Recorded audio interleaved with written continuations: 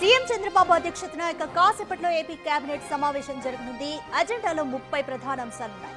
దేశ చరిత్రలోనే ఏపీలో అతిపెద్ద విదేశీ ప్రత్యక్ష పెట్టుబడికి ఆమోదం తెలుపనుంది కేబినెట్. 87,520 కోట్లతో విశాఖలో రైడెన్ ఇన్ఫోటెక్ డేటా సెంటర్ ఏర్పాటుకు ఆమోదం తెలుపనుంది.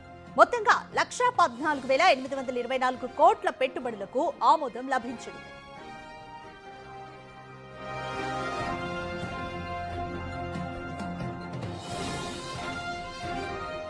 26 ప్రాజెక్టుల ద్వారా 67,218 మందికి ఉద్యోగ అవకాశాలు వచ్చే ఛాన్స్ ఉన్నట్టుగా అంచనా వేస్తున్నారు. ఇక అమరావతిలో 212 కోట్లతో నిర్మించనున్న గవర్నర్ నివాసం రాజ్ భవన్ నిర్మాణానికి ఆమోద ముద్ర వేయనున్నారు. కృష్ణానది ఒడ్డున అమరావతి గవర్నమెంట్ కాంప్లెక్స్ నిర్మాణంలో భాగంగా రాజ్ భవన్ నిర్మాణం జరగనుంది.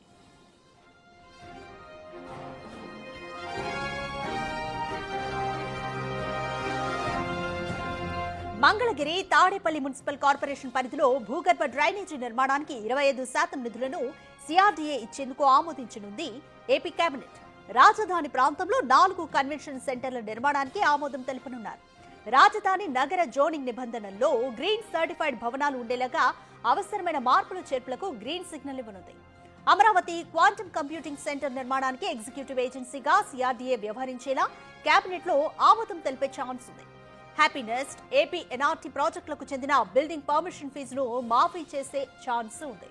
కొండవీడు వాగు సమీపంలో నీటి ప్రవాహాల కోసం 8,400 క్యూసెక్ల సామర్థ్యంతో మరొక పంపింగ్ స్టేషన్ నిర్మాణానికి ఆమోదం తెలపనుంది కేబినెట్. పలు సంస్థలకు భూ కేటాయింపులకు కూడా ఈ కేబినెట్ సమావేశంలో ఆమోద ముద్ర పడే అవకాశం ఉంది.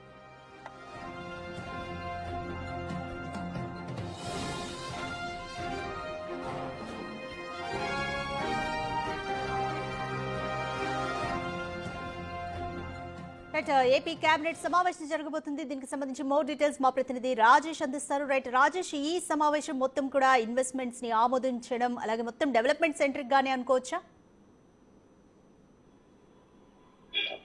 ఖచ్చితంగా 30 అంశాల ఎజెండాతో మరి కాసేపట్లో ఆంధ్రప్రదేశ్ కేబినెట్ సమావేశం ప్రారంభం కాబోతుంది. మొన్న జరిగినటువంటి ఎస్ఐపిబి మీటింగ్ తో పాటు సిఆర్డీఏ సమావేశం తీసుకున్న నిర్ణయాలకి ఆమోద ముద్ర వేయబోతుంది. 30 అంశాలు కూడా పూర్తిగా పెట్టుబడులు, అదేవిధంగా పరిశ్రమలకు సంబంధించినటువంటి నిర్ణయాలు, భూముల కేటాయింపు సంబంధించిన నిర్ణయాలు ఎక్కువ భాగం ఉన్నాయి. దాంట్లో ప్రధానంగా కొన్ని అంశాలు ఒకసారి మనం చూస్తే కనుక ఓర్వకల్లు కొప్పర్తి క్లస్టర్ అభివృద్ధి కోసం 5,000 కోట్ల హడ్కో రుణానికి గ్యారంటీకి కేబినెట్ అప్రూవల్ ఇవ్వబోతుంది. వాటితో పాటు ఎంఎన్ఆర్ ఫార్మా పెనాల్టీ మాఫీ, సేల్ డీడ్ ఆమోదం కూడా కేబినెట్ ఇవ్వబోతుంది. ఇక భారత్ డైనమిక్స్ లిమిటెడ్ సంబంధించి మిసైల్ సిటీ, బైరి పంచాయతీ, భోగాపురం ప్రాజెక్టుకి కేబినెట్ అయితే అప్రూవల్ అయిపోతుంది. వాటితో పాటు ఆర్ఎస్ఎల్ మిట్టలకు సంబంధించినటువంటి బీపీసీఎల్, బీఈఎల్, అదేవిధంగా విశాఖ, అనంతపురం, కడప జిల్లాలో ప్రాజెక్టులకి అనుమతి కూడా లభించబోతుంది. ఇక తుళ్లూరు మండలంలో మహిళా ఇండస్ట్రియల్ పార్క్ ప్రాజెక్టు కూడా కేటాయించి భూమికి కేబినెట్ అప్రూవల్ అయిపోతుంది. ఇక లులు గ్రూప్ కు సంబంధించి ఆల్రెడీ విజయవాడలో భూమిని కేటాయించిన పట్ల వివాదం నడుస్తున్న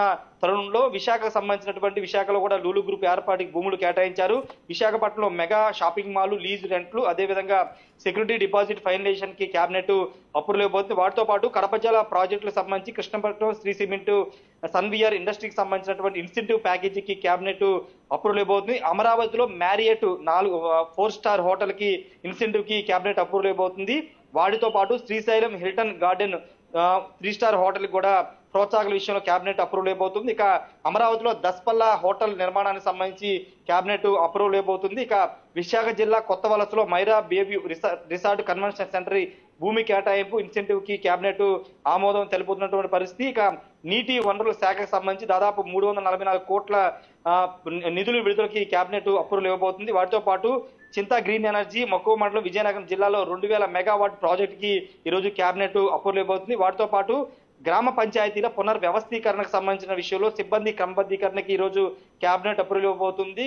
గ్రామ వార్డు సచివాలయాలకు సంబంధించినటువంటి రేషనైజ్ విషయంలో కూడా కేబినెట్ కీలక నిర్ణయం తీసుకునే అవకాశం కనబడుతుంది. ఇక అమరావతిలో నిర్మించబోతున్నటువంటి రాజ్ భవన్, గవర్నర్ సంబంధించినటువంటి రాజ్ భవన్ నిర్మాణానికి సంబంధించిన విషయంలో దాదాపు 212 కోట్ల నిర్మాణానికి కేబినెట్ అప్రూవల్ ఇవ్వబోతుంది. సిఆర్డీఏ ప్రాంతంలో కన్వెన్షన్ సెంటర్ల అభివృద్ధికి భూముల కేటాయింపుకి కేబినెట్ అప్రూవ్ ఇవ్వబోతుంది. ఇక మంగళగిరి తాడేపల్లి మున్సిపల్ కార్పొరేషన్ లో రైతులకు టీడీఆర్ బాండ్లకు సంబంధించినటువంటి దానికి కేబినెట్ అప్రూవల్ ఇవ్వబోతుంది.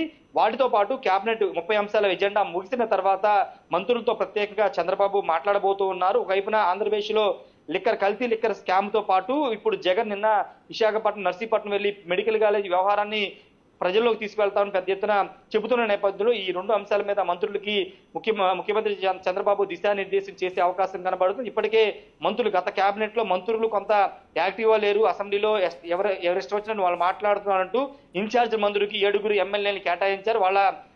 వాళ్ళకి సంబంధించిన అన్ని వ్యవహారాలు ఇన్ఛార్జ్ మంత్రులే బాధ్యత అంటూ గత కేబినెట్ లో ముఖ్యమంత్రి చెప్పారు. ఆ అంశాలతో పాటు ఈ రోజు కల్తీ లిక్కర్ స్కామ్ తో పాటు మెడికల్ కాలేజీ ప్రైవేటీకరణ అంశం మీద కూడా మంత్రులకి దిశానిర్దేశం అయితే చేయబోతున్నారు.